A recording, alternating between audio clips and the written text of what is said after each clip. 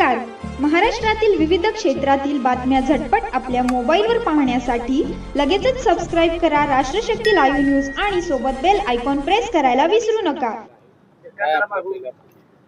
महाराष्ट्राचे सन्माननीय उपमुख्यमंत्री अजितदादा यांच्या विमान अपघाताची बातमी सकाळी टीव्हीवर पाहायला मिळाली आणि आम्ही देवाकडे प्रार्थना करत होतो की दुसरी काय बातमी याच्यानंतर येऊ नये.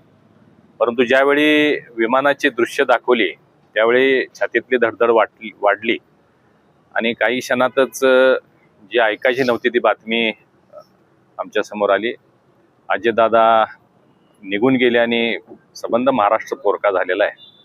अतिशय स्पष्ट वक्ता नेता म्हणून त्यांच्याकडे पाहिलं जायचं. सकाळी 5:45 काम सुरू करणारा, कार्य सुरू करणारा एक नेता देशात पहिलाच असेल मला वाटते. आणि परखड मत व्यक्त करणारे, कार्यकर्त्यांवर जीवापाड प्रेम करणारे, म्हणजे एखाद्या कार्यकर्त्याला रागवले तर समजायचे की त्याचं काम झालं म्हणून. महाराष्ट्राच्या कानाकोपऱ्यात चांद्यापासून बांद्यापर्यंत कार्यकर्त्याला नाव घेऊन हाक मारणारे असे दादा, म्हणजे असं होईल असं स्वप्नात सुद्धा वाटलं नव्हतं. आणि ही बातमी अतिशय वेदनादायी आहे, दुःखदायी आहे. मी भारतीय जनता पार्टीच्या वतीनं, महाडिक परिवाराच्या वतीनं त्यांना श्रद्धांजली अर्पित करतो.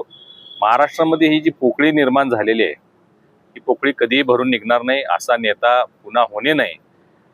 दादांना खूप खूप खूप श्रद्धांजली. साहेब, एका भाषणामध्ये तुम्हाला ते सगळ्यांनाच म्हणले होते, अरे मुन्नाचा प्रवास आता धनंजयकडे होताना आपल्याला दिसतोय. शाहू स्मारकमध्ये ते भाषण झालं होतं. खरं म्हणजे मी खूप 2014 ते 19 राष्ट्रवादीचा मी खासदार असल्यामुळं पवार परिवाराच्या खूप जवळ होतो मी. खूप माया, खूप प्रेम त्यांनी मला दिलेलं आहे.